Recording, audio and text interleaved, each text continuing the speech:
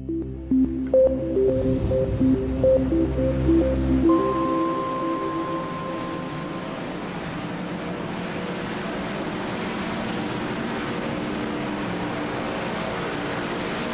evening, race fans. Welcome to the beautiful Daytona International Speedway and race number 1 for the YESCAR Truck Series. Brand new series here to CRN, and it looks like it's going to be a good one here. Got a good size crowd here. A lot of trucks set to take the race here tonight. And it's been a while since I've been involved in a truck series, and I miss them. It's one of the first kind of vehicles that I really fell in love with iRacing. I don't know what it is about the truck series. It's always been a favorite for me, and really, even in real life, I don't watch NASCAR that often anymore. The only time I really tune into some of the truck races here and there, so I don't know what it is, what the love affair is with me and the truck series, but I'm happy to be broadcasting a truck series up here, and especially here with YESCAR. Carl Handwork in the booth with with Joe Sullivan, the other Jay, Joe Sullivan. Joe, welcome to the YESCAR Truck Series. This is looking like it's going to be a great series here. Yeah, I'm excited to see.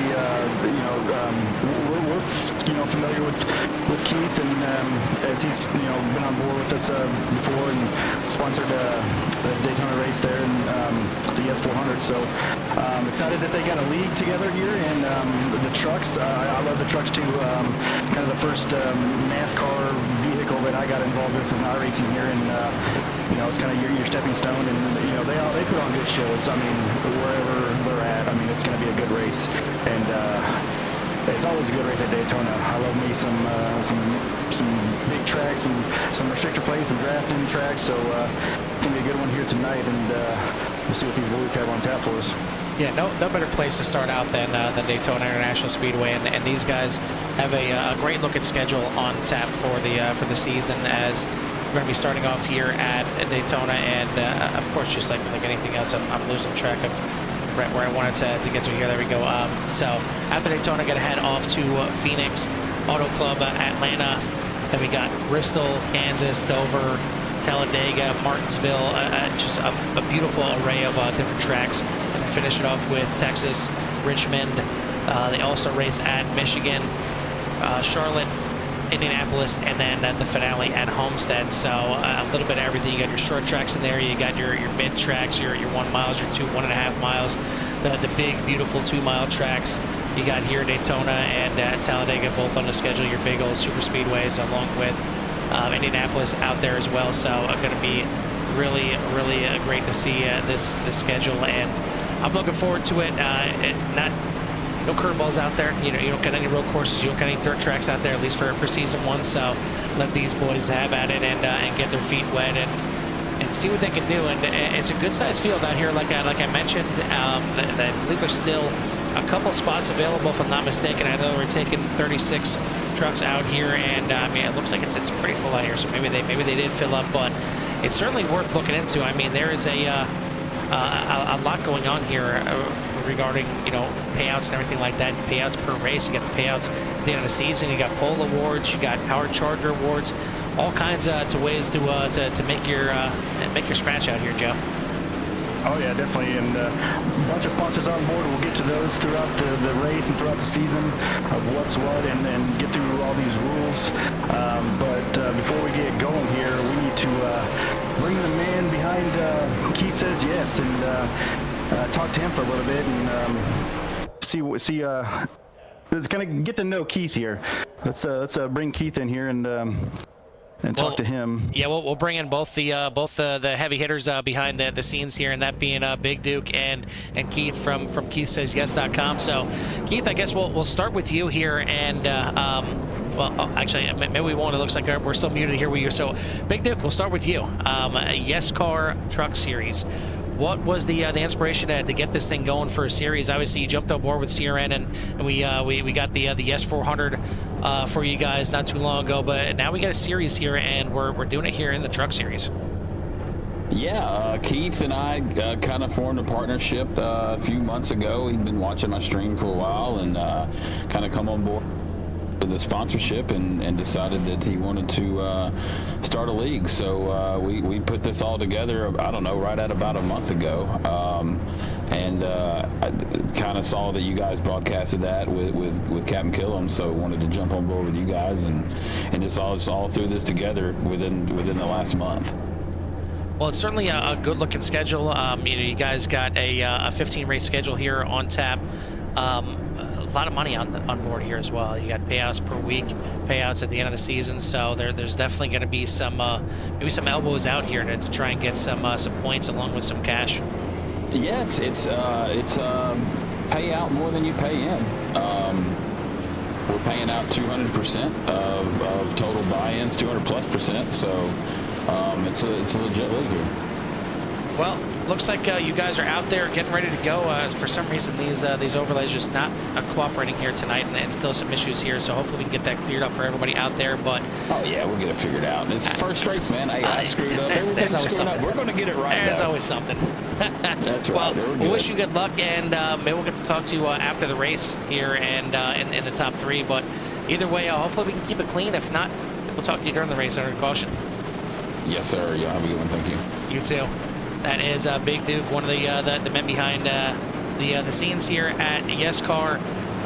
Keith, I see we're finally in here. Hopefully we got your mic working. I know you guys are out there and pacing around right now, so we'll try and get you in here beforehand. I don't want to get you all flustered here as you're heading down the backstretch already, but want to thank you for jumping on board here, and hopefully if there's a yellow, we'll try and bring in here. If not, we'll try and talk to you after the race. So these drivers are out there on track.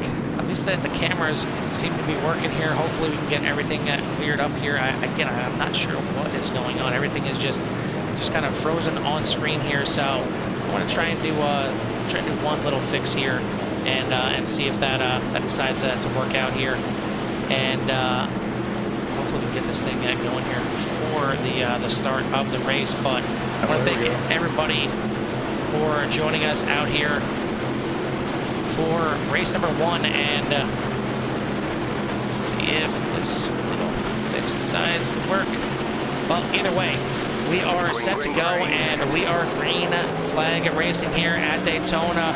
Out front, Chris Melton, your pole sitter, is going to take this field down into turn number 1, 2x2, the rest of the way behind him, as you got Ituckles right behind him, Derek Cat on the outside, and some great looking trucks. Once we get this overlay figured out here and see what the heck is going on here, we'll try and take it through the field and see what's happening with everybody. But Joe, we are racing here for the YESCAR Truck Series.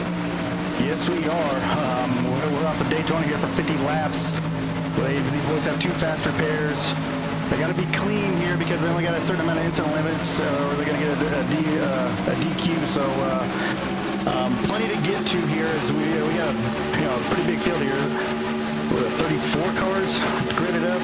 So quite a bit on a big field here for the first race of the season here in Daytona. So we'll have to wait and see what happens from there. See if the big one happens at any point during this race, or if these boys are going to play nice here at the first part.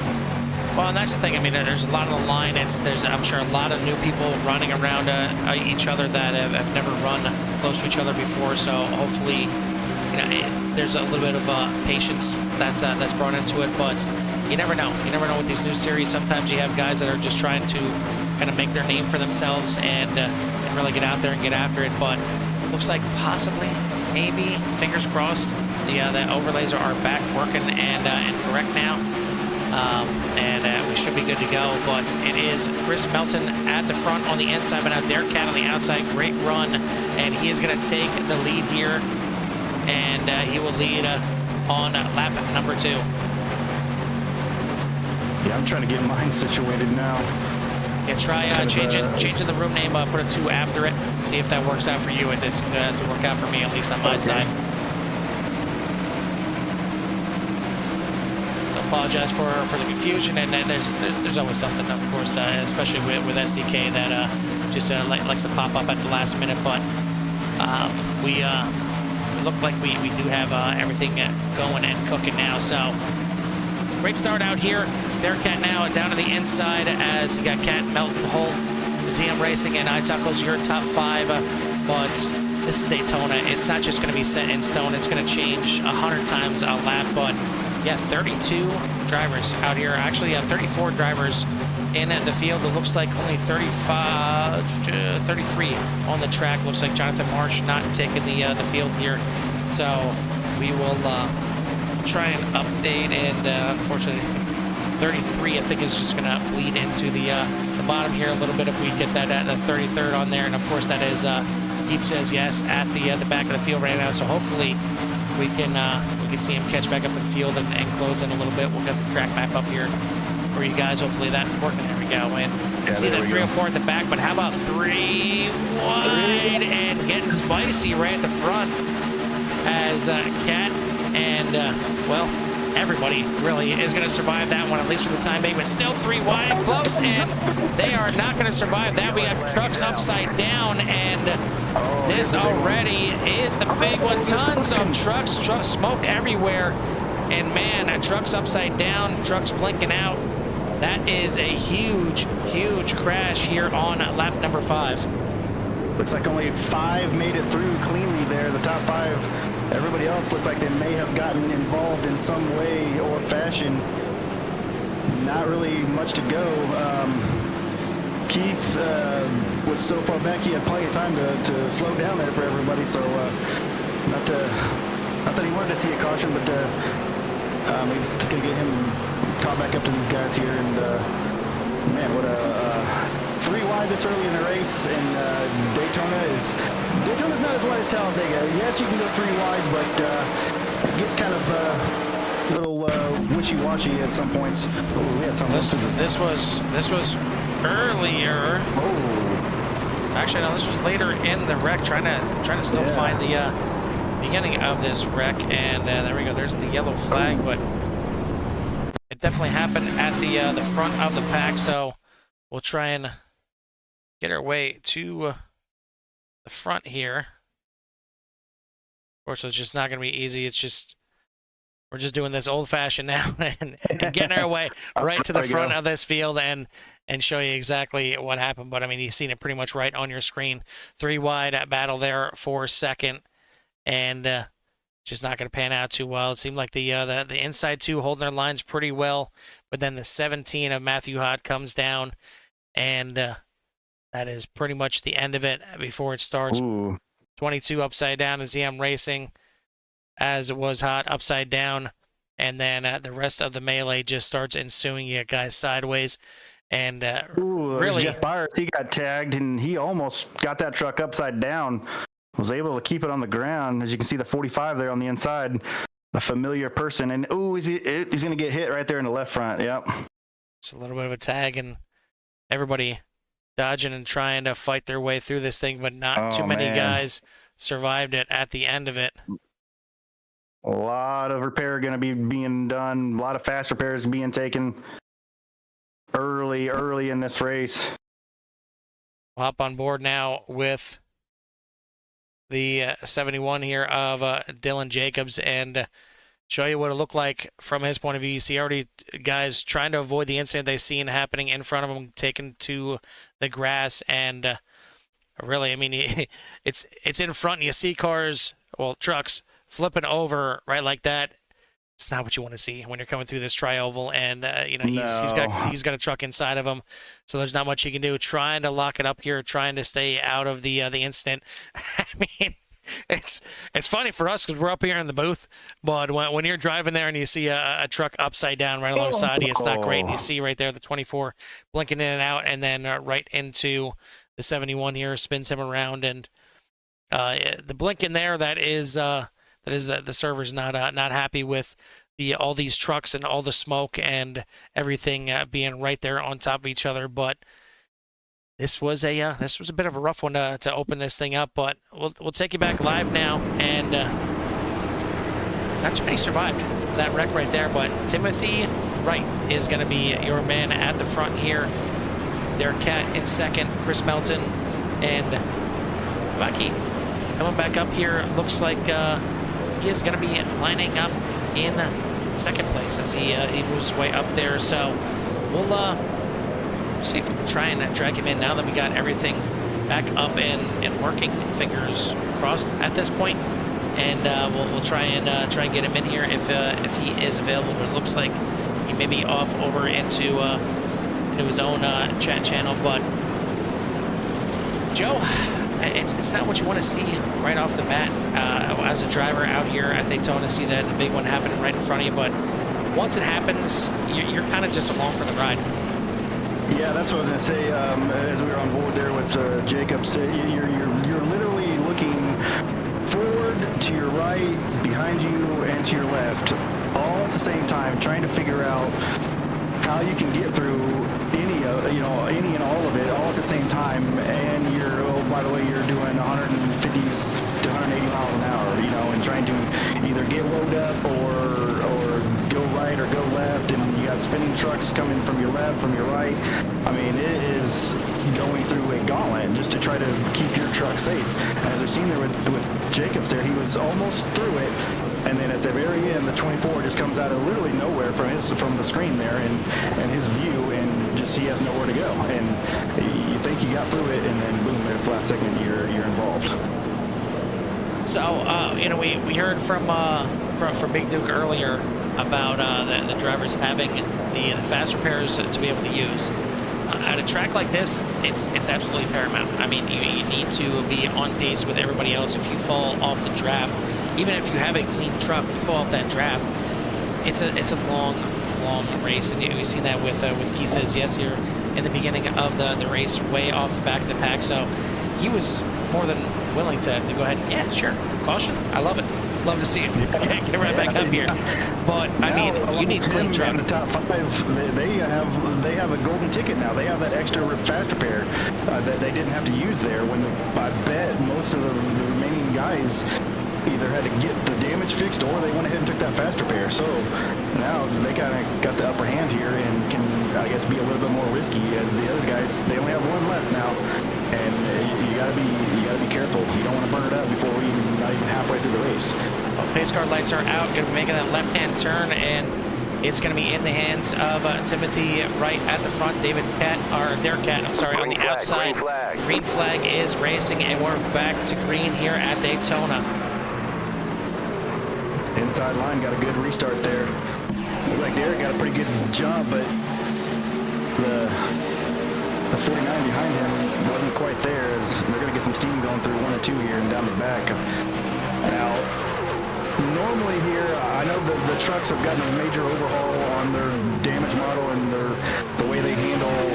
I haven't driven too much since then, but from what I've understood, that they are quite a bit different to drive now.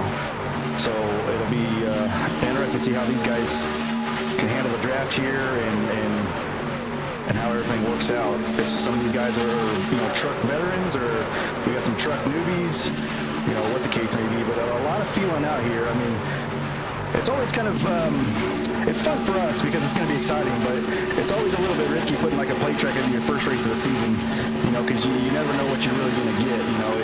It's always a gamble anyways, with these plate tracks, but a lot of unknowns for a lot of these drivers here. Well, that's kind of what I was getting at. I mean, we have it nice and free and air conditioned, and we're not worried about a thing. We got our own waiters and waitresses up here bringing us food and drinks, so it's nice and easy to say whatever we want to say up here in the booth. Out there on the track, it's not so free and easy, especially on a track like Daytona. The problem with your plate tracks is more often than not, you got guys that on a regular track, as we have another yellow here in the back. And we'll bring it up here in a second, but you have guys that maybe might be your mid to backpack type of guys. All of a sudden, they feel like they have a shot. It's not that it's easy racing at Daytona or Talladega. You still need some skill to get through the field, but it kind of levels the playing field a little bit, and it's not always a good thing. But take a look and see what happened here towards the back. And one on the apron there. That's never a good thing. And then coming back up and 3 wide. 17 involved again. 17's going to get Jonathan Tuckness there, the 94. And he's going to come down to the 800. Get sent up the track. Into the 71. Hard impact. Almost another rollover right there. And you see right there the 54, the 54 just involved. nowhere to go. Hard impact there for the PBR machine. But yeah, another one, not the big one, not the big one part 2, but certainly for a few of these drivers, gonna be some repairs once again. And man, if you're out of fast repairs already, it's gonna be rough. And these guys only have 14X to deal with. And for those that are new to iRacing and to everything works here, you get incident points. If it's something as small as a little off track, it may only be a 1X. If it's loss of car control, it could be a 2X. If it's contact with another car, it could be 4. But ultimately, if you add up to 14 or more, it's a DQ. So it is a lot on the line here, and I know Daytona is a place where big ones can happen, and you can be 15, 17 cars behind the incident when it starts happening. All of a sudden, you're getting 4X, you're getting a damaged truck, and now all of a sudden, you've got to drive maybe a little bit differently the rest of the race. Yeah, you definitely have to be a lot, proceed with a lot more caution. I mean, I was wondering how that was going to play out with only the 14X. I was wondering if it was going to, promote, a little bit more cautious driving. But so far, with a new season here, a lot of new guys who've never raced with each other, a Daytona track, we've seen some guys struggle a little bit here. And the first one was like a little bit of 3-wide action, and then that second one, our second caution there was a guy getting on the apron and just getting loose and kind of making a 3-wide situation just because of speed and everything. But yeah, you got to be careful with the 3-wides here in the trucks here at Daytona. Or Keith's got his mic fixed. He's Yeah, making a wave. I was just going to say, well, we got some time. We'll try and bring in Keith here. And Keith, do we have a copy with you? It doesn't. He's still showing muted. Yep. Nope. Yep. Yeah. Nothing here. So we'll try and bring in Big Duke here. And Big Duke, Daytona being Daytona here at the start of this race, and it's always a bit of a wild card starting at one of these plate tracks. And with the amount of X or the lack of incident points that these drivers can have out here, does it change your mindset if you get involved in one of these early wrecks here? Does it change the way you drive for the rest of the race, knowing that you already have 4 of your 14 incident limit right on tap right away? Oh yeah, that's what it's designed to do. Had a couple of guys actually key up here that's already there. Already had a 12X, and haven't had anything that said that it was their fault. So yeah, it's changing quite a bit. Well, it's one of those things where you get to these tracks like Daytona and Talladega, like I mentioned, you feel like, if you're one of those guys that are typically mid or backpack type of drivers, you feel it might be one of your shots to win during the season. And it changes, obviously, their mindset and possibly the way they're going to drive to try and get maybe a little bit more aggressive and get up there and try and get that win. But it's not great for everybody else in the race by doing that. Yeah. It's a delicate dance. You gotta be charging sometimes, but you really got to be careful where you're charging at. Well, we'll let you get back to it. Hopefully, we can get Keith cleared up here at some point. We'll try and get him up here, but good luck. Yeah, both of you guys up there. Both of you guys still in the race, still plugging away. So I guess 13 laps in, almost 10th or almost a quarter of the way through this thing, and I guess it's good. And I don't think you were one of those guys that were on your lid in those first couple laps, or the first couple wrecks, as we've seen quite a few trucks on their lid. Yeah, no, I'm at a 0X currently, and then both fast repairs intact. So that's good. That is the kiss of death right there. I think our fuel window is somewhere between 14 to 17 laps. I think. So I think that's what my pit board saw. So I think that's where we're at. But we'll see what happens here, boys. Thank you. All right, well, keep it clean out there, and hopefully we'll get to talk to you again. Yeah, right on.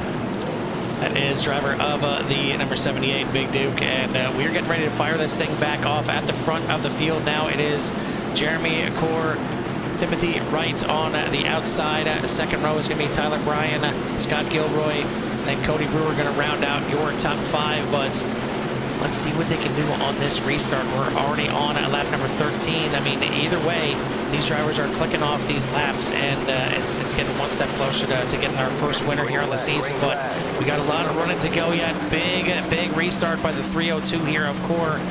But Joe, that's not always a good thing here at Daytona.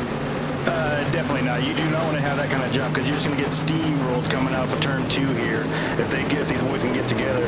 Unless you can get a good push here from the 12 and get something going here. But yeah, just to kind of get some rules out there so you guys can understand. This is a win-and-end situation.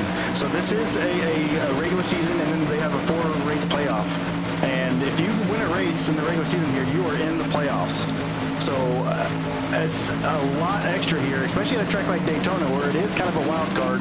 And like you said, it levels the playing field, and anybody can win here. So probably a little bit extra. Oh, we've got one turn around again. And another one. And it looks like Big Duke avoids another one out here. We'll hop on board for that incident right here with Big Duke. I thought it could have been him, and I was like, oh, yeah, I seen a blue truck with yellow numbers. I'm like, yep, there it is. But no, I seen him dart to the inside. And we'll hop on board here and see what happened. Looks like the 21 right there 21. Drifts up into the 31. And right spot at the right time. And look at there's Byers getting clipped, and he gets spun around. But, I mean, listen, I know Big Duke is the man behind the scenes here, but he's getting pretty lucky here early on. I don't know if these guys are being nice to him on the first race here or what, but, man, another close call, but looks like he's going to keep that 0X intact for now. I'm going to use a term that you're probably familiar with as a fellow golfer. He's getting some member bounces right now. Absolutely. Absolutely. Those of you that are tuning in here tonight, I want to thank you for joining us here for the YESCAR Truck Series. This is, again, race number 1 here for the series and our first run with these boys here at YESCAR. Other than the YES400 we broadcasted not too long ago. And certainly if you have some time, go back and see CRN's history and check out the YES400, as that was a great one here at Daytona. But these boys just getting their feet wet. I think everybody's still kind of getting a feeling for everything. I'm not sure what's going on here with Big Duke, but it looks like he's falling towards the back here a little bit. Maybe you got to let some cars go by before we head to pit lane. But if you haven't done so yet, hit that like and subscribe, and get you in touch with everything that CRN has to offer. As we've got a ton of racing throughout the week. This is our second race tonight, just for me and Joe, but we have racing pretty much every night of the week, and a lot of nights 2 or 3 races on tap. So if you like racing, there's no better race to be than right here at CRN. So hit that like, that subscribe, and join the CRN Nation.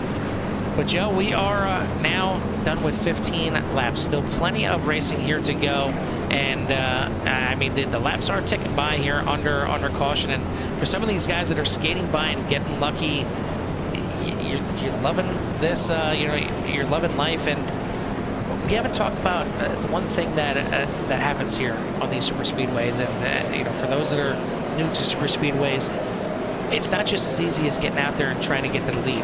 There's really different strategies that you can play. You can be one of those drivers that likes to go right towards the front and try and front run and get away from possibly the incidents behind you. There's guys that like to drop right towards the back right away and ride at the back and wait for things to kind of play out until later in the race. And then there's daredevils that just don't care, and they just want to run right in the midst of everything. And I don't know what's wrong with them psychologically, but but I mean, Joe, what's your take on super speedways? What's your preferred method of travel around this 2.5-mile track? It's actually it's changed here recently, but that's more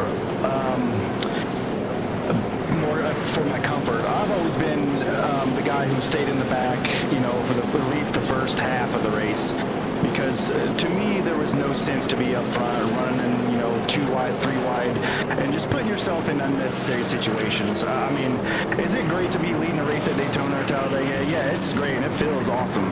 especially when it's a 30-some truck or car field. I mean, you're the guy out front, so and that's where the cameras are always at. But I was always just stay in the back, wait for the big one or the pit cycle or whatever, and then as we get to halfway, I would just slowly creep my way up to the field. And here recently, I've changed that method to get out front and stay out front, because other than being in the very back, the other best place to be is out front.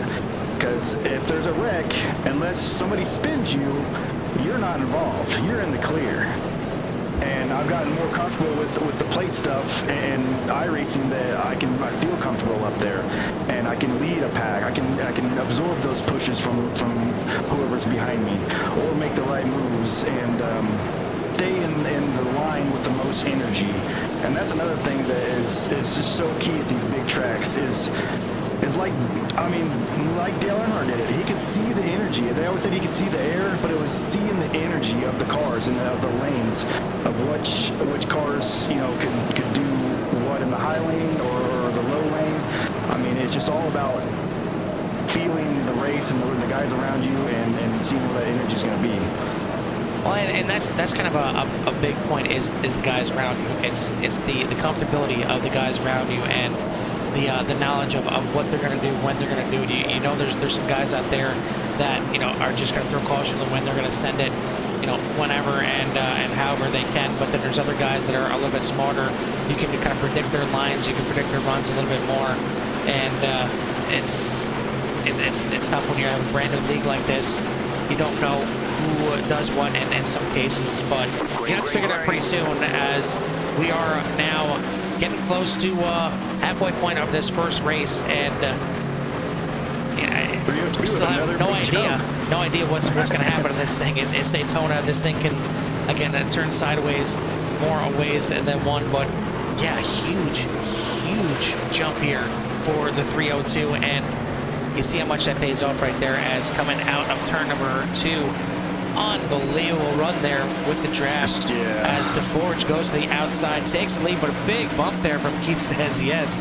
He may not be getting in the booth here, but he's getting on the screen for sure.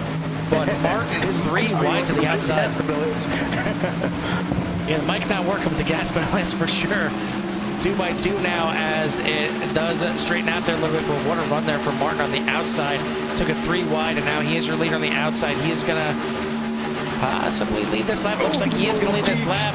Good save there from Keith on the inside, as these trucks are definitely dancing out here tonight. Like Joe said, they are not as easy to handle anymore. They are a lot more free. They are a lot more kind of loosey-goosey on that back end, at least from my experience on taking them out there a few times since the update. So it's not as easy as just getting out here, putting the foot to the floor and running around Daytona. And realistically, it's not regardless. I mean, there's a couple cars that you can get out here, and even the next gen cars are not too bad. You can pretty much flat-foot it around here, but Daytona is not just as easy as getting on the gas and riding this thing around. There is skill involved. Oh, definitely. I mean, there is a racecraft to this, and I know it does level the field because you don't have to, save tire, or run the right line. I know these, since the new update, dirty air is a huge problem with these.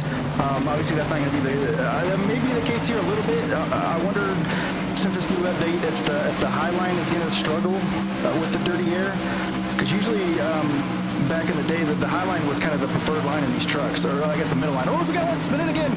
The 12 got turned up into the wall. We're still green though.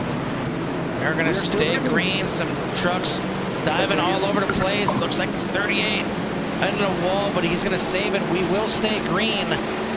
That was a very, very close call, and we'll try and see exactly what happened there. We'll try and take it back here if we can. They're buying in the 12. Looks like he got turned up into the outside wall. See what happened here. Oh, there's a checkup right there in the bottom line. And right there, and it looks like he may get a little shove right there. That's not a low shove. It was a pretty big shove right there, up into the outside. And right there, he probably would have made contact, but net code certainly coming into play, getting into the 99 there. Both trucks stay pretty glued to the wall, which is a good thing for everybody else. It gives them a chance to get around and avoid the incident there. But some hard impact there for the 12 and the 99 into the outside wall. They're going to fall back in the pack here a little bit, but out front, it is still Jeremy Kohr trying to defend as much as he can, but now to the outside is DeForge. Martin right behind him, pushing him to the front on the inside. He says yes, trying to push Kohr to the front, and it's really dicey. And man, you see these big runs that these guys are getting. I mean, middle of the corner, and it almost seems like, yeah, I mean, I always laugh watching back and watching Days of Thunder and Tom Cruise saying he's going to drop the hammer, like he's had a hidden gear in the car the entire race, and all of a sudden he's going to use it. It damn near seems like these guys have that here at the race. I mean, it seems like they just drop it in another gear and they just go right in the middle of these corners. It is amazing how the draft works. I mean, if you've never experienced it, it does feel like, honestly, it does feel like another gear. You can just hear it in the engine.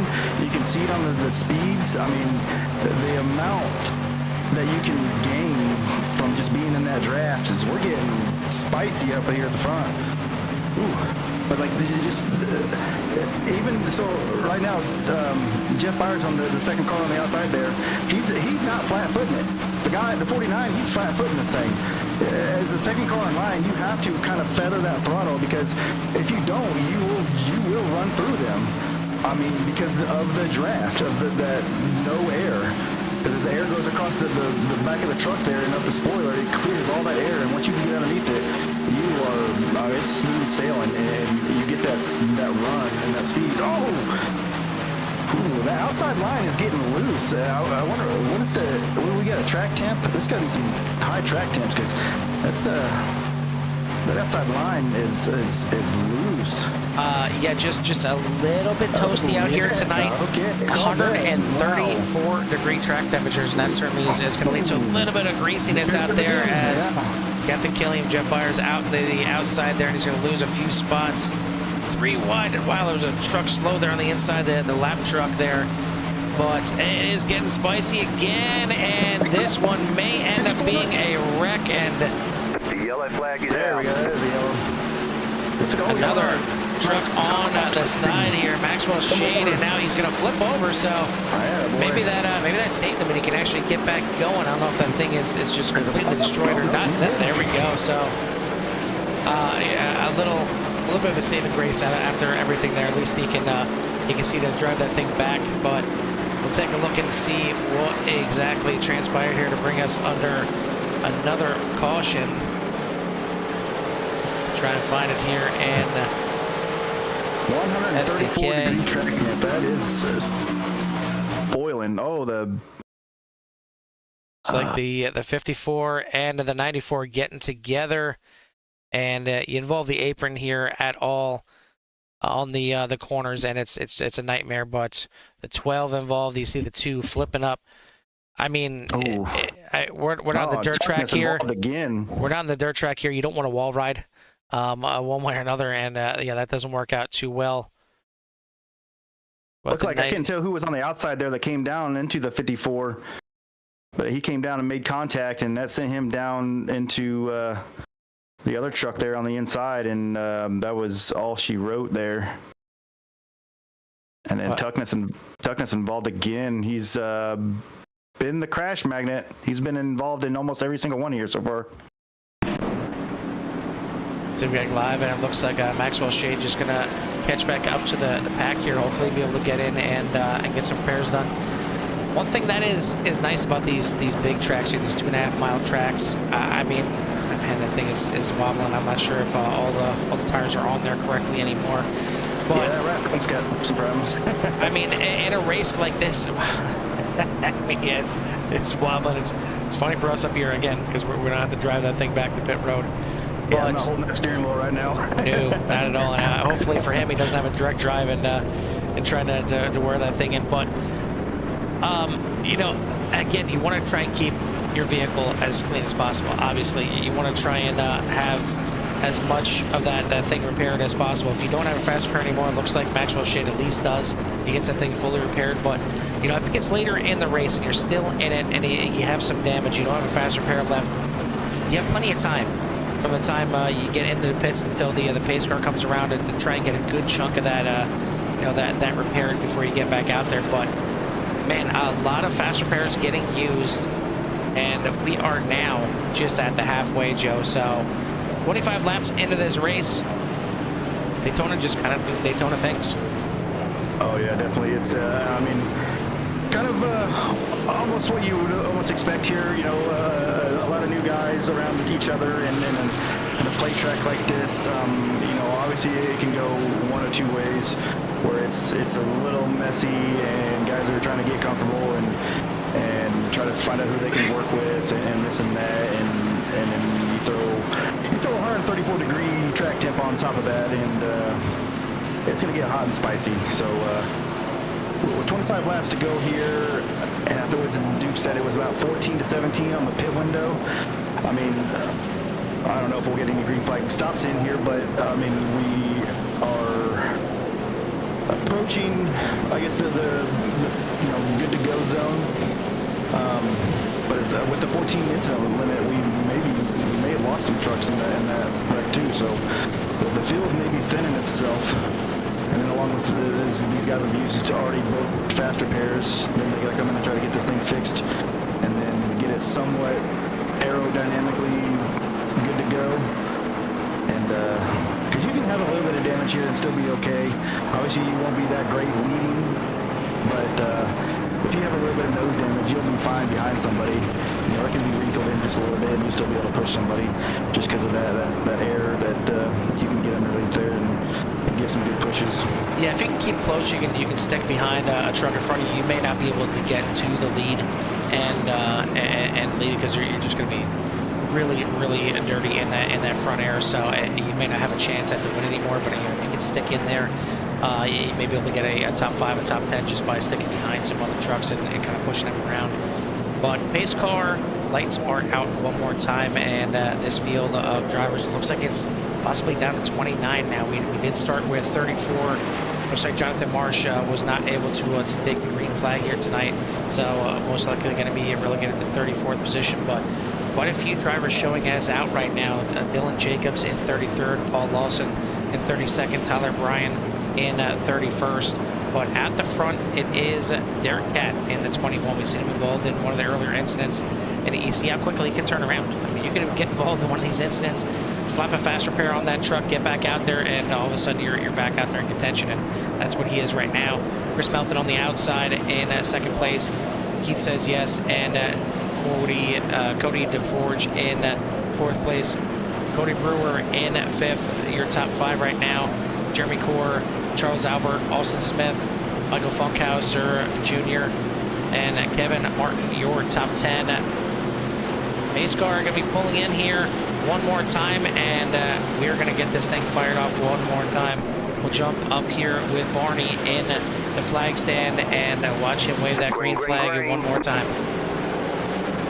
We got another big jump from the leader here. And that's another thing. If I'm leading here at these big tracks, I wait until iRacing makes me go. Like, I wait until I don't, because you can kind of go in the Geico reserve zone or whatever, but I always wait till the last minute, because you don't want these runs like this. Look at that run that Keith's got right there. I mean, just gets the draft and gets up to speed, and now he's just going to go to the outside of him here. And, well, now Derek Catt's got help from the 24. Oh, and we got another caution back here. Big incident, big roll down the backstretch of the 07. Charles Albert still going up and around. Ooh, we got one stopped in the middle. Always stuck in the fence.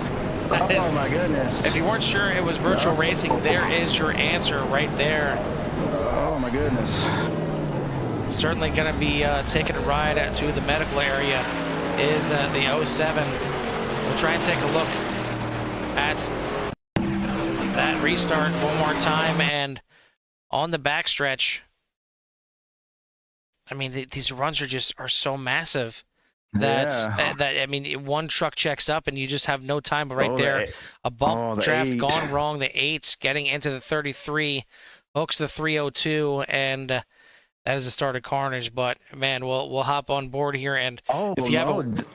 if you have a weak stomach here, certainly turn away, as this is not going to be a fun ride for Charles Albert. Oh, the 302 comes down and gets him. That gets him over instantly. There's a 1 roll. There's 2, 3, 4. I guess maybe more.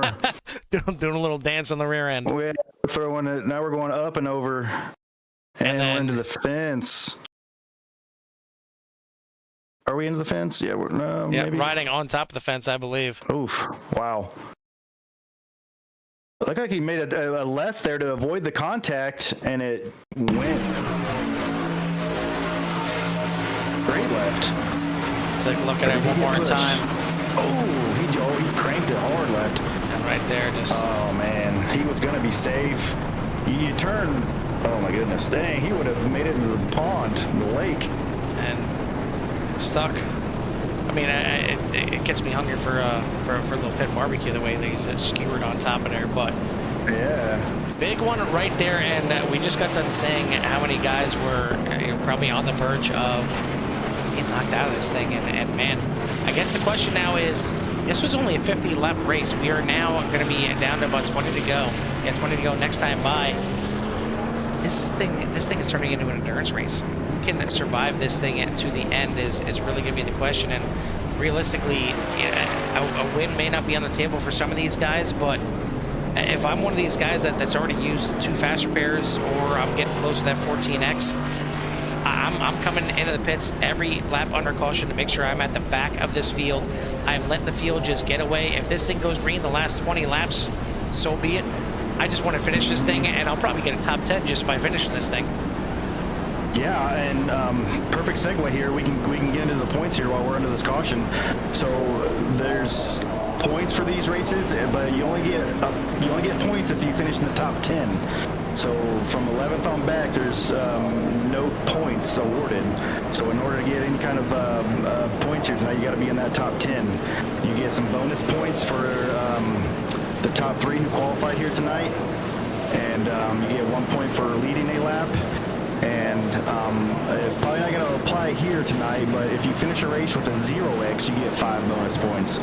So looking at the rule book and then coming into this race, there's no chance I would have been in the last car all night long so far.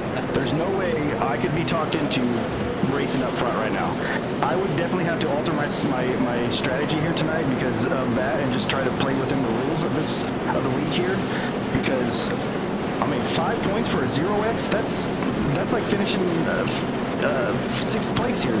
Absolutely. And all I got to do is just stay out of trouble. Ride around, yeah. I mean, ride around and let all of this carnage happen, and just spectate, so to speak, for a little while, and see what the last 10 laps or so brought to me, And if I come away with the top 10 at that point, or if I find myself in situations to get a win, I would definitely do that. But man, I'd have been chilling in the back for sure. I'd have been chilling with one hand on the wheel, and the other hand with a Coke in my hand, just waiting for my time to shine. But a lot of these guys are running up front. Derek Cat's been up front here a lot. Keith's been up front here a lot. He's wanting to get some laps led, get that bonus point.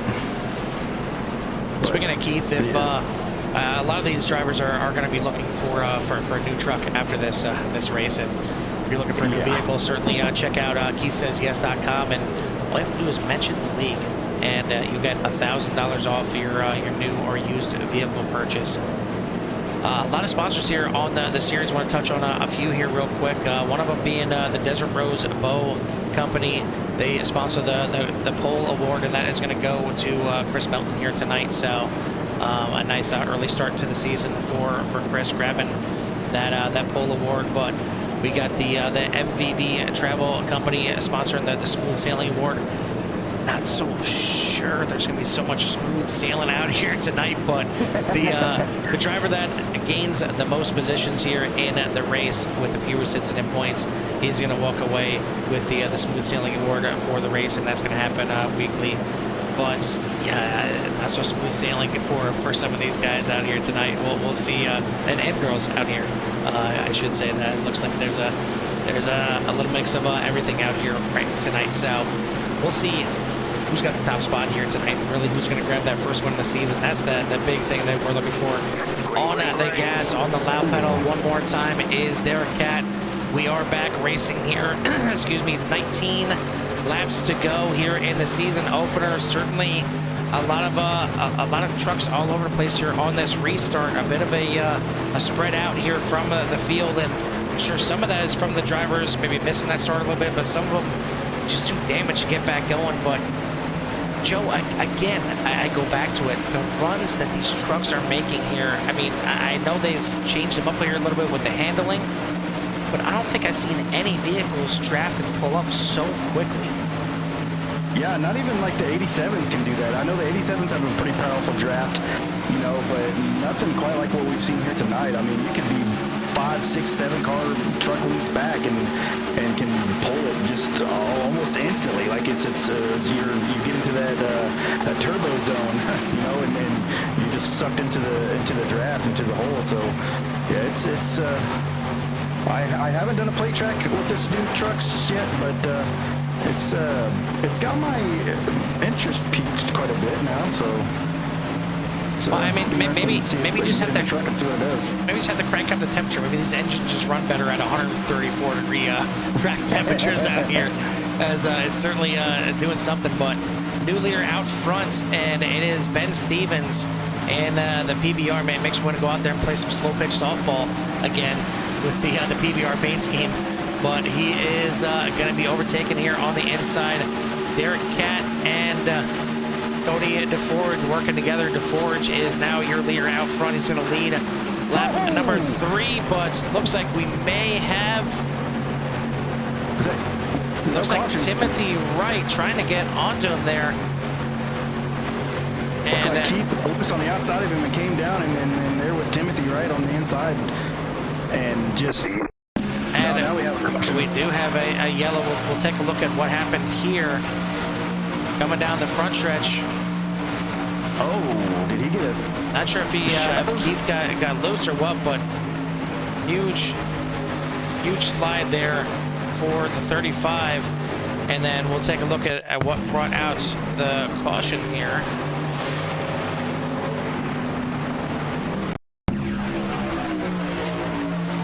And right there at the front, it is Keith. 34. Getting involved. Big one. Tuckness involved again. Holy moly. We got carnage down the backstretch. Try to take a look at that one more time here. And trying to find. There we go. And we'll take a look here and see what transpired. Right there. 34 did not. 34 gets into him. And again, you bring in the apron. It is not the way to go. I mean, there's nothing that Keith can do there. He could not keep it off the apron, but big impact right there, taking out the 34, the 49. And then, of course, as it blinks out there. But that was your pulsar, the 49, the 94 right there, getting hit hard. Not sure if Big Duke survived, but that was that one right there. Looked like he got a little bit of right rear damage, but nothing compared to some of these other trucks here. No. Some of these other guys may be done for the night if they can't get it somewhat fixed here. So, I mean, now you go back to Timothy Wright. Maybe he got checked down in the grass at the right time. He involves a big one out here. Yeah, it looks like he's got a little bit of right front, but they should be able to come in and pick crew, go to work on that and get that beat back out. Or maybe he's still got a fast repair, but I think I'd be saving it and seeing what kind of damage I can get repaired on that. Maybe we can just slap a new bumper on it. You know, these these pit crews are fast nowadays and have all the necessary equipment ready to go and can get you patched up, and he's getting new tires put on it there, as we can see, and that's something that I would definitely be doing now. I think now that we're in the window, we're good to go. We're getting one more set of tires on this thing and filling it up, and now is my go time. We're in it, you know. We're going to get up front and try to stay up there. Whether there's another caution, I'm definitely not coming in. You know, I'm just going to stay out and ride this thing out. Well, here's the problem. There is a lot of drivers that it is their go time, but that is the go home time. There is a ton of trucks. You see it there. 20th on back. It looks like Romeo, the only one that is in or outside the top 20 right now. Possibly Scott Gilroy. Looks like he may still be in the race, but everybody else 20th on back out of this race. This thing is doing a lot of damage out here tonight, and it's the way the league is set up, and it's not necessarily a bad thing. I mean, it's a shame when you're one of those trucks and maybe you weren't the cause of any of them. Maybe you were just an innocent bystander on every one of them, but it's, I mean, we have a saying in Kohr, sucks to suck. It is one of those situations here tonight for some of these drivers for sure, and they're going to be packing up early and not even going to be able to finish race number 1. We're going to be down to about 20 trucks left out of the 33 that we started with here tonight, and we're going to be under 15 laps to go. We're getting close to the final 10 laps of this race. Cody DeForge, you're going to be your leader. Derek Catt out front. They're in second place. Tyler Helsel in third. Big Duke right there in fourth place. So he may not have survived that thing without any incidents there, but he's still right there in fourth and doing a good job. ZM Racing, he was involved in some earlier action as well, not in the good sense. Up there in fifth place. Michael Funkhauser Jr. Up there in the top 6 as well. Ben Stevens, Cody Brewer, Austin Smith, Vincent Pagano the third, now in your top 5. And what we're seeing, Joe, is we're seeing a lot of new names come to the front, come to the top 10 now, and I have a feeling it's from some of these guys that are just kind of waiting off in the back, waiting for all this action to happen, and now all of a sudden they still have a truck left and some of these guys don't.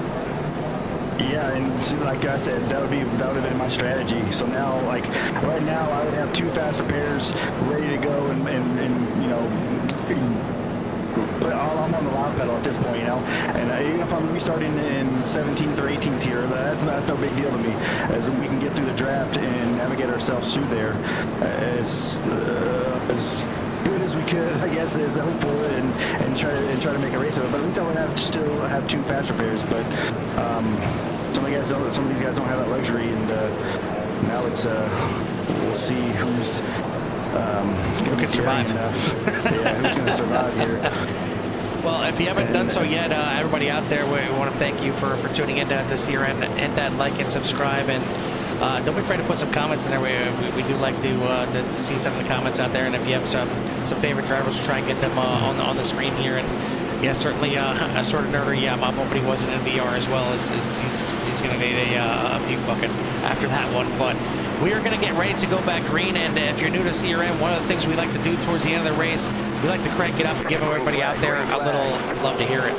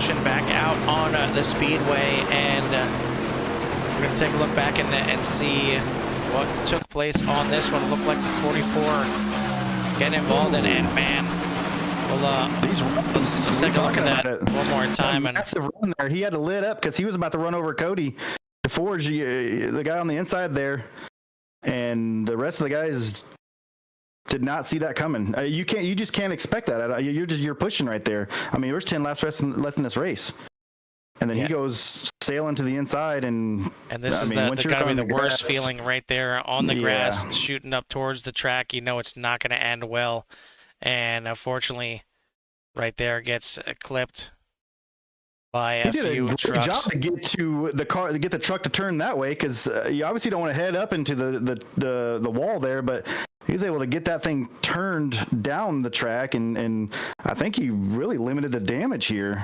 I mean, I know there's going to be some damage, but that could have been a lot worse. We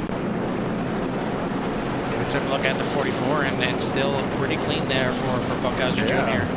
as he's going to bring it in the pits and just kind of get cleaned up here. But again, losing a little bit. For sure. Absolutely. Going to need them from sliding sideways all that way. Were you able to get in touch with Keith? Yes, he's good to go. So his mic is good. Good. Well, we'll go ahead and bring him in since he's got nothing else. Let's see if we can. It seems like every time we bring him in here, it mutes him. So let's try and see if we can bring him in one more time and unmute him. I wonder if he's muted in here. Yeah, I think he's just muted here for some reason. So we'll have to get that situated. We'll try and talk to him next week and get his feelings on the race here tonight. Certainly, it was looking nice for a while. I mean, he was up there in the top 3, battling for the lead there for a couple of times, but did not end the way he wanted to, and ended the same way that it's going to end for looks like about half of this field, if not more, as we are now down to looks like now we will be at 19 cars. Not sure if Gilroy is still getting fixed, but I mean, you look at it back there, he's showing him at 6 laps down. He's actually 7 laps down, but look at all those other trucks that are 7 laps down. I mean, if he can get that thing paired up enough to be allowed back on track, gain about 10 spots just coming out and completing 1 lap. Yeah, I mean, top 10's not out of the question for him. I mean, honestly, and I know once you get to that number where, let's say you're 6 laps down and there's 5 laps left in the race, at that point you're probably not going to gain anybody, but he can still catch Romeo, who's 3 laps down, or if anybody, these other guys have any trouble on this next restart, then he's going to be able to get around them too as well. So still something to be out there and fight for, and either that or just learn too. I mean, it's just free track time, so just get out there and try to find something and learn something. Well, YESCAR lights are going to be out one more time here, and we're going to go back green. We're under 10 laps to go now. It's going to be 8 at the line. Tyler Helsel is your leader. Ben Stevens, Cody DeForge, Big Duke still out there now, back in the top 5 in 4th place. Cody Brewer, Austin Smith, Derek Cat, ZM Racing, Timothy Wright, and Vincent Pagano III, your top 10. Matthew Hott, Chris Gutierrez, James Wagoneer, Jacob Petit, Michael Funkhauser Jr., Chris Melton, Corey Sherman. The 17 trucks out on the track right now. Looks like Charles Albert in the pits, but he should be able to come back out here in 18th place. And then Riley Romeo in 20th right now. That is it. That is who's left out here in this race, and I don't think that's who's going to finish this thing at this point. I think there might still be some carnage. And man, I mean, when you get this late in the race with all the action that's happened so far, you got to be careful just under caution and make sure that you're paying attention and you don't just accidentally bump that driver in front of you, on the side of you, and all of a sudden your race could end while you're pacing. Yeah, you have to really be paying attention here. I mean, wow, this is going to be an exciting finish. Let's see if you got Duke up there in 4th, see if he can get something going. Cody DeForge has looked pretty strong here. Everybody here watching, you guys out here in the chat, I want to see who you guys are rooting for here. Who do you think's going to come away with this win here tonight? The first race of the season here for this YESCAR League here. These guys, KeySaysYes.com. Got Nico Garcia out there in the chat, checking in. Yeah, Nico, welcome in here. You only missed about half the action and half the trucks that were originally in attendance here, as we are down to about 20 trucks left. Daytona claiming its victims, and the incident limit certainly claiming its victims. But back on the loud pedal is Elzo. We're back racing here at Daytona. Good restart from both lines here. And we will head off into turn number 1. Elzo now goes to the outside and gets in front of Stevens. Big Duke right behind a 3-truck breakaway on that outside. Can they clear, get down to the bottom, or maybe they don't even want to, but there goes the 54 of Stevens to the inside. Yeah, as much struggle as I've seen out of the high line out of these trucks, I'm out of there. Unless I absolutely need to be like the last lap situation or try to get around somebody. That outside line is shown to be crazy greasy. I mean, just the truck just gets so loose up there. Between the track temps and the air, I mean, it's just not a good recipe for success. Well, and typically, I don't like the low line. Typically, I don't want to be on the low line here. I don't because either. I feel like you get trapped in there and you can't do anything. But yeah, that outside line, these ridiculously hot track temperatures, it's not a good recipe right now to be on that outside line. But now that's where Duke finds himself. Right on the outside. Exactly. I mean, he's probably got some X that he's working with. The 32 there of Helzel. Not sure if he was trying to peak to go 3 wide there, but we had a little bit of a bump. Another one into the outside wall. Sliding back. We are going to stay green. He's trying to work his way down off the track and going to do so. It's a shame right there for the 24. Had a good run going. But back at the front, Ben Stevens is going to lead this thing. We've got 6 laps to go. Helzel in second. Derek Cat, Timothy Wright, Big Duke battling for your top 5. And worth noting, not only these drivers battling for the points payouts here, but they got some nice payouts here for the race as well. $50 to the winner, 40 for second, 30 for third, 20, 10 for your top 5, and then 6 through 10 all get $5, and then you also got the bonus money of $5 for the halfway leader. Honestly, there was so much going on here tonight. I'm not even sure who was actually leading at the halfway, and I'm not sure who's going to lead this next lap, but right now it is Ben Stevens still at the front. Been a single file action here, Joe.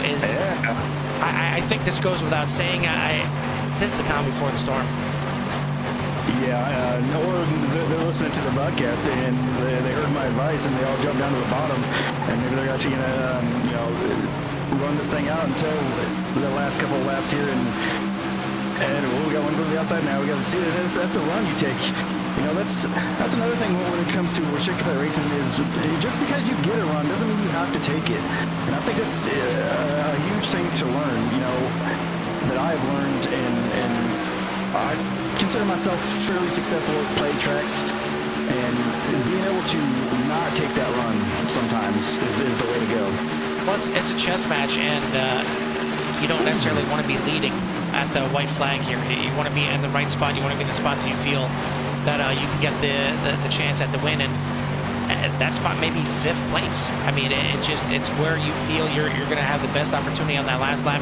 I myself at these plate tracks, I don't want to be leading at the white flag. I feel like you're an absolute sitting duck. I know some drivers like it there. Some feel that they can block every line and still get that thing done. But it's a dance, and it's a chess match, and it's when to play those right pieces. And man, these drivers are going to find out here. We got 4 laps to go. It's going to be 3 at the line, but you're taking a look right now. The top 14, throw a blanket over them right now. Less than 3/4 of a second separating all of them. Forget that single file. We're back to 2x2, and it's looking like it's going to be 3x3 here pretty soon. But 3 is a lucky number here. 3 to go here at Daytona. Yeah, Duke and the one truck there, Cody Brewer, working together on that high line, trying to get something going. but the 32 of Helzel. I'm not sure. I'm terrible with names. I'm just gonna let you have at it. I'm gonna let you keep going. Any other ways you want to try? He's guarding that bottom, which I think that's the move right now. The 32 is in. Honestly, I think the 32 is where I'd want to be right now. I just protect that line, that bottom line.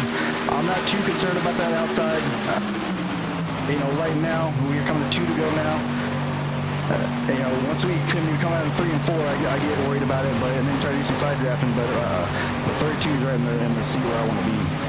Well, if you're asking some good friction from the 54, if you're asking me where I want to be, I want to be right where Big Duke or Austin Smith is right now. I'd want to be on that outside line, not the leader on that outside line, but a truck or two back, right where Big Duke and Austin Smith are, because you have that chance to back off a little bit, get a good run, and shoot to the middle. The middle line is what's going to take you to the front. You get that double side draft, the side draft from the inside and outside truck.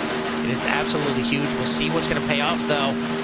And we're going to see it real soon. White flag in the air, 1 to go at Daytona. The YESCAR Truck Series kicking it off with a bang for sure. And a lot of trucks getting banged up here tonight, but we got one lap to decide the first race winner here tonight. $50 on the line, and it's getting nasty here already. Quite a few drivers getting involved in that one, but down the backstretch, it looks like 4 trucks still in play here for the win. Helzel, Big Duke, Ben Stevens, Derek Cat still up here in the mix, but Derek Cat falling off the back here just a little bit. It's a 3-truck breakaway at the front. Will these drivers survive? Duke getting to the inside and hooks him, coming off the corner. Impact right there to the line. Big Duke is gonna get this thing done. Ben Stevens coming home in second. Derek Cat gonna limp this thing home in third. Drivers still wrecking back behind. ZM Racing gonna finish in fourth, but what a finish. That was electric to the end. Wow. Yeah. Wow, indeed. We kept it clean for the last, 8 laps? And these boys put on a show to finish this thing. We'll take a look at that last lap one more time. And Duke is 5th right here. He's 5th coming to take the white. And that's where I said I'd like to be right there, so you can set up and take that run, try and go to the middle. But he does even better. He pushes well. It looks like he just gets a bad push there, right there on the 1. And he gets right in here, and he's right on the 32 coming down the backstretch, and now he's just setting him up. I'm really surprised that at Derek Cat here that he fell off the back of this pace right here. He could not keep up with these 3 trucks. But you see it right here at the front. Duke fakes to the top, goes to the bottom, and ends up getting into the 38 there, and then run to the line all over the place, trying to block, and he gets it done here tonight. Ben Stevens again coming home in second, Derek Cat in third, but what a wild finish here at the end of this race. And it is Big Duke burning it down here on the infield, celebrating win number 1. Let's see if we can't get these top 3 into the waiting room. And just need to grab Derek Cat here as well, and we'll get this thing going. But what a finish here tonight, and it's Daytona. You expect a crazy finish like this, but 0.08 separating first from second. We will go ahead and start these interviews, and first one we will bring in here is gonna be our 3rd place finisher. And I mean, really, at this point, there'd be about 15 guys you think coming in 3rd place, but 3rd place tonight is gonna be the 21 of Derek Cat. And I'm wondering if, unfortunately, okay, I think there's a push to talk. That's what Keith was having problems with. So, Derek, if you can hear us, I think this is, for some reason, the broadcast is a push to talk for people that we bring in other than Duke, because Duke was fine.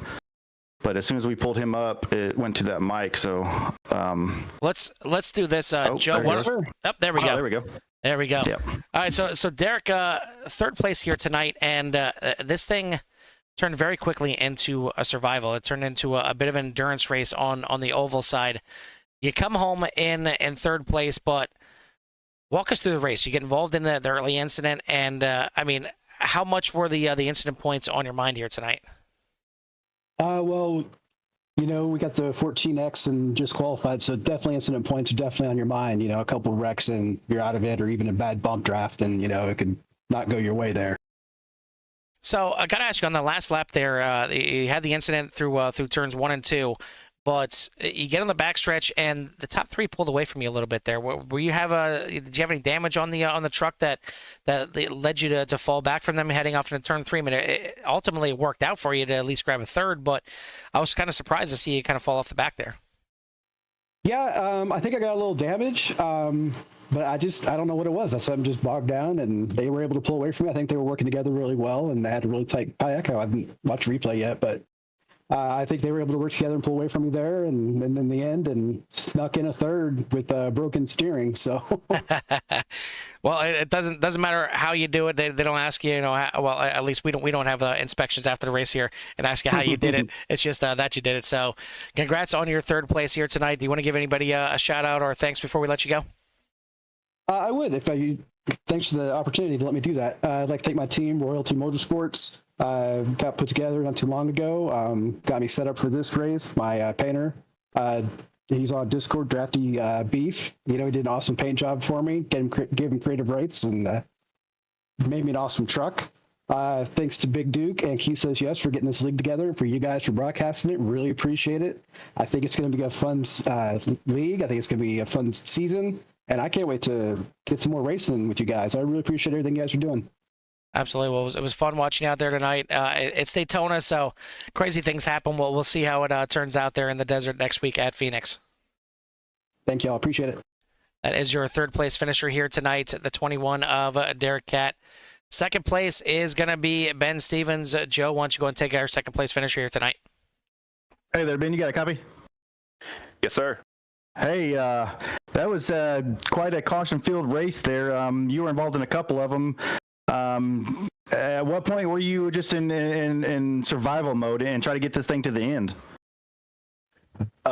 Basically at the point where I got to almost the maximum of X's before I would get DQ'd. It was pretty much survival from that point, and I think honestly survival was to stay out front, and it honestly paid off towards the end. Yeah, like me and Carl were talking about during the broadcast, there's kind of two or three methods of plate racing, and either being out front or being in the back, or being one of those guys who just knifes your way through the field and kind of does daredevil stuff. But being out front seemed to be the way to go. Is that normally how you run these plate tracks, or are you more of the cautious guy? I started out kind of being more of a cautious guy, but as more of just kind of like getting involved in some of these wrecks over the years, it's like I'd rather be up in the front and be in front of it than behind it. And if I get involved in the front, then oh well, like that's what happens.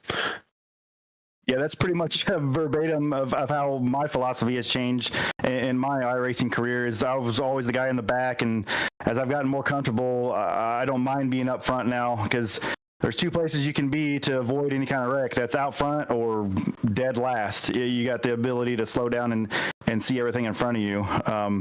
But now I've kind of transitioned like you have to be just kind of staying out front and trying to avoid it that way, because I feel more comfortable up there. Speaking of being like comfortable, how loose was this truck? We seen the track temp was 134 degrees. Was it just like grease out there? It was pretty loose, especially you get on the restarts. Like there was several guys that were spinning their tires on those restarts, and honestly, with this truck, the way it handles now, like the bottom lane can get kind of loose sometimes, and it just sends you into the corner and just brings you right through it. Like hardly even having to turn the wheel, it gets loose on you. Yeah, we're discussing like there's a new model of this truck and how like air affects it a lot more now, and just the way it kind of drives totally different. And you throw on top of this track temperature that we noticed the high line was getting real loose once you guys got even a couple of laps in. It seemed like that outside line would get loose, and then like you said, the restarts, there was guys spinning tires, causing backups and checkups, and that was just causing calamity going into 1 and 2 and down the backstretch. But you come away here second tonight. That's going to be a pretty good payday. Before we let you go, anybody you want to give a shout out to? Oh, just a big thanks to Duke for putting this on for us. Like, I wouldn't have gotten into it though if it wasn't for him. And honestly, I got a guy I want to shout out to. He's a part of this league too, Mr. Charles Abert, for even just getting me into this league. Right on. Well, congrats on the second, and we'll see you next week at Phoenix. Yes, sir. Thank you guys for the broadcast. Mm-hmm. That is your second place finish here tonight, Ben Stevens in the 54. Again, makes me want to go out there and join a slow pitch softball league. Seeing that PBR in there reminds me of some of the good old days and well, some of the bad days too. But that's beside the point. Winner here tonight. We talked to him before the race. We're going to talk to him now after the race. That is Big Duke, driver of the number 78. And Duke, got to talk to you first about, I mean, obviously you get the win here tonight, but the runs that these trucks have is one thing that we talked about in the booth pretty much all night. I mean, I don't think I've seen any kind of vehicles on iRacing have the kind of drafting and the runs that these trucks had here tonight. I mean, it seemed like it was Days of Thunder, and there was actually another gear in the car. You know what? You're 100% correct. I was struggling there with 2 to go, 3 to go. I was looking at my temperature. I was a little bit hot. I was pushing hard, and so I let off a little bit and got a run coming to 1 to go. I got back to his bumper good, and we set sail off into 1 in the lead, and it was crazy. And the time of the runs was hard to figure out. I just got lucky there at the end.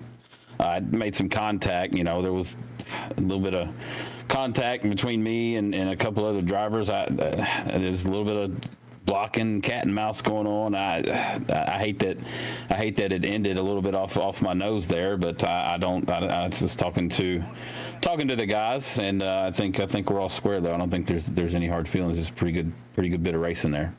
Yeah, I mean it's Daytona, and it's tough. Coming to the end here, it's always getting. More often than not going to get a little messy one way or another, but you get the win here tonight. Hot track temperatures out here, and it seemed like it really made it a little bit slick out there. No matter what line you're in between that and these new trucks, like Joe was just talking to Ben about, it certainly made the handling a little bit sketchier out there.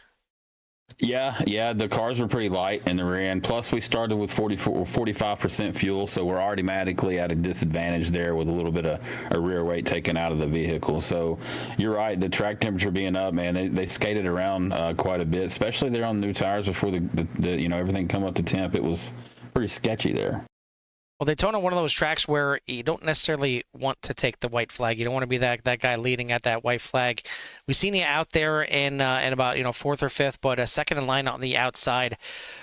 Me and Joe were kind of going back and forth on where you'd want to be, and where you think the best place to be is going to that white flag. And you were in one of the 2 spots that I picked. I said second on the outside line, third on the outside line. That's where I want to be. Was that where you wanted to be, coming to the white flag? Yes, I love the outside on super speedway in these trucks. You can pinch pretty good, and you can use the seam. The seam seems to have a little bit of grip and helps you hold there if you're pinching to try to side draft the leader to hold him back there running through the turns. Yes, absolutely wanted to be on the outside. Absolutely. Well, it certainly paid off for you. You get the win here tonight in the first race of the season. So congrats on the win here tonight. Who do you want to give a shout out to or thanks to before we let you go? Man, there's so many people, right? Keith Powell with Keith Says Yes, obviously, the sponsor of the league, the title sponsor, and the guy making it all happen. My wife, MVV Travel Co. If you guys have any travel needs, look her up at Allie MVV Travel Co. on TikTok. She's sponsoring the Smooth Sailing Award, which is the driver that gains the most positions with the least amount of incident points. So they will get $5 tonight. And everybody over at GTR, you guys at Kohr, guys over at Goat Locker, just everybody that's Drop Gear, everybody that's helped me put all this together. Kohr Crabbing Supplies, Keep Diggin, just everybody that's come on board and really help me kind of succeed doing the streaming and iRacing stuff. It's been pretty cool. Looking forward to seeing how it goes and where it goes to. Well, it's certainly going to be a lot of guys going back to the garages tonight and fixing up those trucks to get ready for Phoenix next week. But you'll be bringing them the cold beer. Exactly. You'll be bringing them the trophy from race number 1 as well. So, congrats on the win here tonight once again, and we'll let you go celebrate. Yes, sir, and also, moral support there, Mr. TJ's Warriors, racing for a little boy, TJ. So keeping him in our thoughts and prayers, and always watching him getting better and fighting off what he's got. So big shout out to TJ. Absolutely, and a shout out from the CRN family as well. We'll let you go celebrate. We'll see you next week at Phoenix. Yes, sir. Thank you, fellas. Y'all have a great night. Absolutely, you too. That's your winner here tonight, the 78 of Big Duke, getting it done here tonight on the opening night. And want to take a run through of the series sponsors. You've seen them popping up on the screen throughout the race here, but just to call them all out here: Kohr Crabbing Supplies, your one-stop supply shop. You can check them out at KohrCrabbingSupplies.com and use code Big Duke for a generous 15% discount. Keep Digging. You can check them out at Keepdiggin.square.site and get 20% off with code KSY. MVV Travel Co. As Big Duke mentioned, can sponsor the Smooth Sailing Award, $5 to the driver gaining the most positions, which looks like it's going to go to either James Wagoneer or Timothy Wright here tonight. Both of those drivers gaining 25 spots. But damn near the entire field is what they pass here tonight to finish this thing out. Drop Gear Racing, check them out at dropgearracing.com and use code KEEPDIGGING. GTR Simulator, they're going to be giving out some pretty cool prizes here at the end of the season, and you can use the discount code Big Duke at gtrsimulator.com. Again, Desert Rose Bow Company is sponsoring the Pole Award here tonight, which again is going to go to Chris Melton, who did survive. He finished in 5th place here tonight, so a great job by him. Yes, Chevy and Ford. Check out KeithSaysYes.com, as they are the big name behind the series here, and we thank them for everything, as well as the racing or the Race City Racing Memorabilia, as they're going to be making a 1x24 diecast, and that is going to be by Chris DeForge over at RCRM for the driver that gains the most positions for the entire season. And, well, James Wagoneer and Timothy Wright are well on their way, gaining 25 spots on week number 1. But most importantly, want to give a one last one here, and that is the Cookies for Kids Cancer, and you can check them out at that.org, cookiesforkidscancer.org, and try and help out any way that you can, as it's a really good organization, and obviously anything that has to deal with kids, let alone kids dealing with cancer, is something that should be on everybody's mind. But Joe, that is going to wrap it up for race number 1 out here in the YESCAR Truck Series. What are your thoughts? Not the race that a lot of these guys wanted here tonight. Like half the field got knocked out there, so not the start of the season that they wanted to have, and with only 10 spots gaining points here tonight, some of these guys are going to be starting in a hole, so some ground to be made up, but it's a long season, still a lot to go, and with the win and in situation, it's you're still not out of it for the playoffs, so just find a way to win a race. We still have another big race in Talladega coming up, so a lot of chances for some of these guys to get some redemption if they were looking forward to some of these plate tracks. Just excited to do an oval series again. You know, we do the road, the CSRO guys before this, and excited to do some oval again, and being part of being in a part of what's these great people. You know, Keith says yes, and Big Duke, and we mentioned Jeff a little bit, and then some of these other guys that are streamers as well, and we'll get to a lot of these guys as the season rolls on here. But excited to get this thing going, and we got a good finish here tonight. And I was gonna see if we wanted to bring Keith up and let him talk a little bit, see if he's got his mic figured out. We'll give him a moment, and we'll go ahead and we'll bring him in next week. We'll have him as the driver spotlight next week, just so we can give him some plenty of time here, and then give him a chance to do a little pre-race action here as well. But again, a great size field out here tonight. 34 drivers took the green here tonight. Certainly not all of them took the checker flag, but that's just again, as I said multiple times, Daytona being Daytona. Tune in next week as race number 2 takes us to the desert out there in Phoenix, and going to be a twice as long, 100 laps on tap for the race out there in Phoenix, and it's not going to be easy. It's a tough little flat track out there in Phoenix, Joe. Yeah, and it's got that goofy front stretch, so that just cracks me up every time I see a race there. So. Weird little track. That's all I can say about that place. I don't hate it and I don't love it. It's just weird, I guess. To me, it's not your typical oval, I guess. So yeah, I mean, it'll be interesting to see how these boys get around it. I can't imagine there's really that many ovals, or really any other ovals other than Phoenix, that you take the green at the start-finish line and then you directly turn off the track. Because that's pretty much what you're doing. I mean, you're turning left and you're going down onto the apron off the track. So it's a crazy little track since they reconfigured it. But we're gonna check that out next week, as I'm already looking forward to. This was a blast. We were really happy to be on board here with the YESCAR Truck Series. Hopefully you guys enjoyed it. If you did, hit that like, hit that subscribe, get in touch with everything that CRN has to offer. Join the CRN Nation, and get to check out some of this great racing week in and week out. But for myself and Joe here at the Daytona International Speedway, we'll see you at the track.